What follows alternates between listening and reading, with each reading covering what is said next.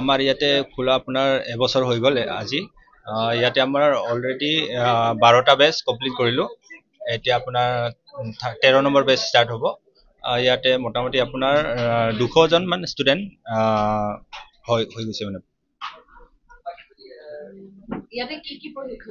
ইয়াতে আপোনাৰ মোবাইল ৰিপেয়াৰিঙৰ গোটেইখিনি হাৰ্ডৱেৰ ছফ্টৱেৰ আপোনাৰ বেছিকৰ পৰা এডভান্সলৈকে শিকোৱা হয়, যিখিনি আপোনাৰ এটা ল'ৰা বা ছোৱালী আপোনাৰ নিজে নিজৰ এটা মানে স্বাৱলম্বী হ'ব পাৰে মানে।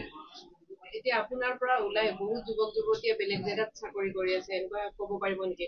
হয়, আছে আপোনাৰ এণ্টাৰ আপোনাৰ লোৱাৰ আছাম, আপোনাৰ শিৱসাগৰ, আপোনাৰ আপাৰ আছামৰ পৰাও ষ্টুডেণ্ট আহে ইয়াতে বহুত কেইটা, আজিও আহিছে।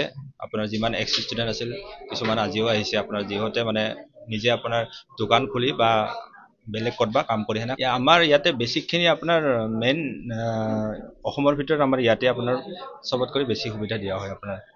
আপোনাৰ ইয়াতে আপোনাৰ 2 মাহৰ কোৰ্চত যদি কাৰোবাৰ কমপ্লিটো নহয়, আমি আৰু 2 মাহ বা 3 মাহ আমি শিকাই দিওঁ, এক্সট্ৰা পইচা নলওঁ মানে। সেইখিনি ফিজৰ ওপৰত আপোনাৰ কিছুমান আপোনাৰ টুলছো দিয়া হয় আৰু আপোনাৰ থকাটো ইয়াতে ফ্ৰী হয়, যাতে বাহিৰৰ পৰা ষ্টুডেণ্ট আহিলে কোনো অসুবিধা নহয়। আমাৰ এটা বেচত 16জন শিকোৱা হয়, 16টা চিট আছে এটা।